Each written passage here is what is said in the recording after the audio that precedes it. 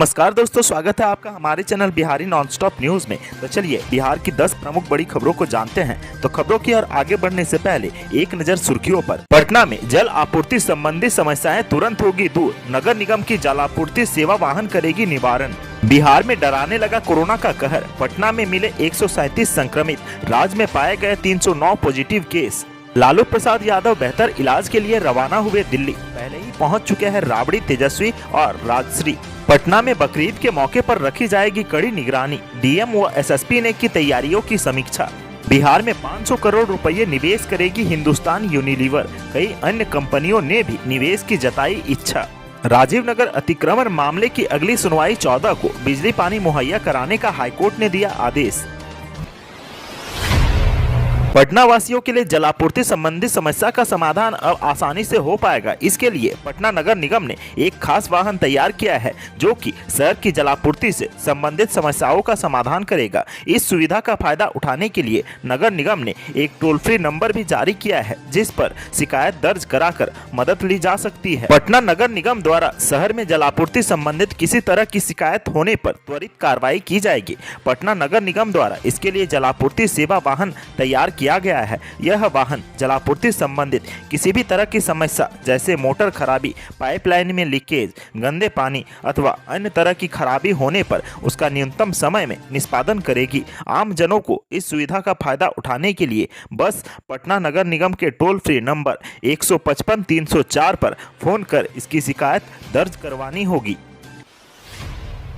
बिहार में पिछले 24 घंटे के दौरान 309 कोरोना के नए संक्रमित पाए गए हैं। इनमें सर्वाधिक 137 नए कोरोना संक्रमित पटना जिले में पाए गए हैं। पटना जिले में संक्रमण दर भी सर्वाधिक 2.36 हो गई है। इसके अलावा भागलपुर जिले में 23, सहरसा में 14, सुपौल में 14, जहानाबाद में 12, गया में 10, मुजफ्फरपुर में 10, पूर्णिया में 10 के साथ अररिया में 2, अरवल में 3, औरंगाबाद में 1, बांका में 3, बेगूसराय में 9, भोजपुर में 2, दरभंगा में 5, पूर्वी चंपारण में 2, गोपालगंज में 2, जमुई में 2, कटिहार में 2 और खगड़िया में 2 संक्रमित मरीज मिले हैं। बरसात के बदलते मौसम में होने वाली सर्दी बुखार की दवाएं पर्याप्त मात्रा में सभी जिलों में उपलब्ध है। दवाओं की उपलब्धता की प्रतिदिन मॉनिटरिंग की जा रही है। किसी भी जिले में दवाओं की मांग होने के बाद BMS ICL की ओर से उसे उपलब्ध करा दिया जाता है। स्टेट वेयर हाउस में ऐसी दवाओं की उपलब्धता नहीं होने पर उसे स्थानीय स्तर पर खरीद की अनुमति दे दी जाती है। राज्य स्वास्थ्य समिति के प्रशासी पदाधिकारी कमल नयन ने बताया कि अभी तक किसी भी जिले में सर्दी और खांसी सहित मौसमी बीमारी को लेकर दवाओं की किल्लत सूचना उपलब्ध नहीं है।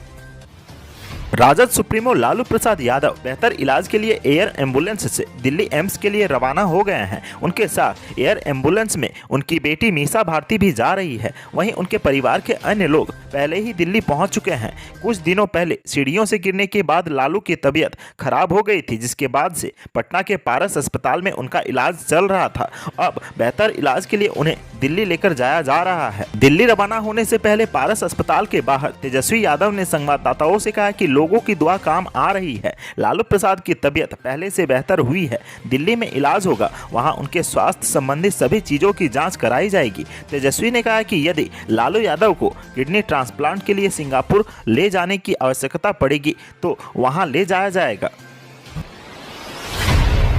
पटना के समाहरणालय स्थित सभा कक्ष में बकरीद के मौके पर विधि व्यवस्था बनाए रखने के लिए एक बैठक आयोजित की गई है, जहां पटना के डीएम डॉक्टर चंद्रशेखर सिंह एवं पटना के एसएसपी मानवजीत सिंह ढिल्लों ने पदाधिकारियों को संबोधित किया। यहां अधिकारियों को भी दिशा निर्देश दिए गए कि असामाजिक तत्वों पर कड़ी निगरानी रखे, साथ ही सोशल मीडिया मॉनिटरिंग सेल को भी क्रियाशील रखा जाए ताकि किसी भी अफवाह का तुरंत खंडन न हो सके। बता दें कि इस वर्ष बकरीद का त्योहार दिनांक 10 जुलाई 2022 को मनाए जाने की संभावना है। इसी को लेकर डीएम डॉक्टर चंद्रशेखर सिंह एवं एसएसपी श्री ढिल्लों ने अनुमंडलवार तैयारियों की समीक्षा की है। अधिकारियों ने मंडल पदाधिकारियों एवं अनुमंडल पुलिस पदाधिकारियों को ससमय शांति समिति की बैठक आयोजित करने का निर्देश दिया है। इसके साथ ही सभी पदाधिकारियों को संवेदनशील एवं अति संवेदनशील स्थानों पर विशेष सतर्कता बरतने के लिए कहा गया है।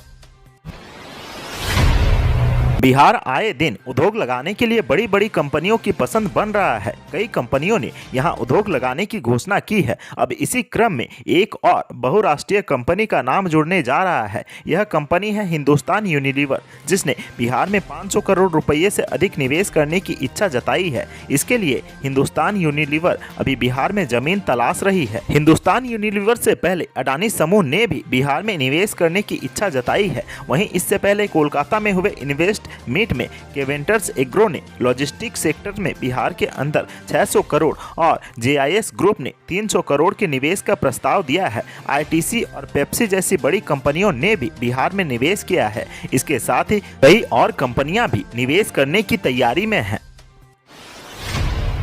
राजधानी पटना के राजीव नगर अतिक्रमण मामले की सुनवाई को पटना हाईकोर्ट ने 14 जुलाई तक के लिए टाल दिया है। राजीव नगर मामले में बुधवार को हाईकोर्ट में जस्टिस संदीप कुमार की खंडपीठ में सुनवाई हुई। सुनवाई के बाद जस्टिस संदीप कुमार ने कहा कि जब तक फाइनल जजमेंट नहीं आ जाता है तब तक किसी का घर नहीं तोड़ा जाएगा। राजीव नगर के पीड़ितों को बिजली और पानी मुहैया कराए जाने का भी निर्देश दिया गया है। पटना हाईकोर्ट ने राजीव नगर अतिक्रमण मामले में स्टे ऑर्डर को बरकरार रखा है। इस बीच 14 जुलाई को अगली सुनवाई की जाएगी।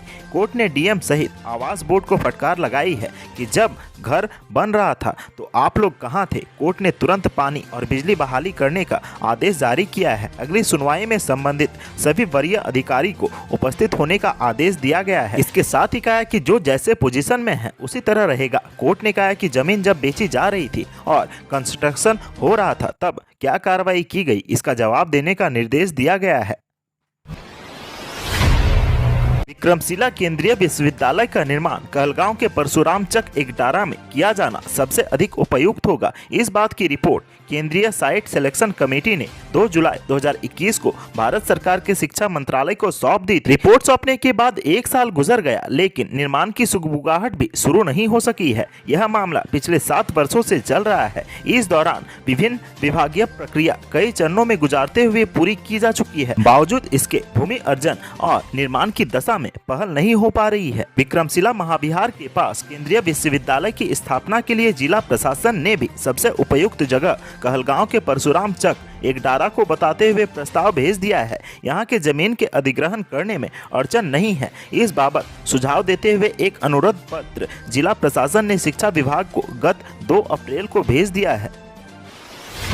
बिहार राज्य के सभी पर्यटन केंद्रों तक के पहुंच पथ वाले रास्तों के किनारे जल्द ही रेस्टोरेंट व ढाबा खोले जाएंगे। इनमें पर्यटकों को सभी अत्याधुनिक सुविधाएं दी जाएंगी। इसके लिए प्रथम फेज में राजगीर, बोधगया, वैशाली और गया के रास्तों को जोड़ा जाएगा। पर्यटन सर्किट के आसपास मार्गीय सुविधा केंद्रों के विकास के लिए सरकार 38.80 करोड़ रुपये खर्च करेगी। अगले 3 साल में अलग अलग स्तर के करीब 160 सुविधा केंद्रों को शुरू करने का लक्ष्य विभाग ने रखा है। इसको लेकर पर्यटन विभाग जल्द ही निजी निवेशकों से आवेदन लेगा। वर्तमान में चल रहे ढाबा, रेस्टोरेंट व पेट्रोल पंप को भी इस योजना का लाभ मिलेगा। राष्ट्रीय व राज्य मार्गों पर कम से कम आधे एकड़ में चल रहे पुराने ढाबा, रेस्टोरेंट व पेट्रोल पंप को राज्य सरकार अधिकतम 20 लाख अनुदान देगी, ताकि उन्हें नए रंग रूप में सजाया संवारा जा सके। अगर आप होटल और रेस्टोरेंट में खाना खाने के शौकीन हैं तो यह आपके काम की खबर है। सरकार ने होटलों और रेस्टोरेंट में खाना खाने वाले लोगों की राहत देते हुए बड़ा फैसला लिया है। अब कोई भी होटल या रेस्टोरेंट किसी भी ग्राहक से सर्विस चार्ज के नाम पर पैसा नहीं वसूल सकेगा। राष्ट्रीय उपभोक्ता संरक्षण प्राधिकरण ने इसको लेकर निर्देश जारी किया है। CCPA के इस निर्देश के मुताबिक अब होटल या रेस्टोरेंट किसी भी ग्राहक से बिल में सर्विस चार्ज नहीं जोड़ सकेंगे। राष्ट्रीय उपभोक्ता संरक्षण प्राधिकरण ने साफ किया है कि सर्विस चार्ज को खाने के बिल में भी नहीं जोड़ा जा सकेगा। अगर कोई भी होटल या रेस्टोरेंट ऐसा करते हैं तो उनके खिलाफ सख्त कार्रवाई की जाएगी। होटल और रेस्टोरेंट ग्राहकों पर सेवा शुल्क भुगतान के लिए दबाव नहीं डाल सकेंगे। यह पूरी तरह से ग्राहकों के विवेक पर निर्भर करेगा। अगर ग्राहक अपनी मर्जी से सेवा शुल्क देना चाहते हैं तो वह दे सकते हैं।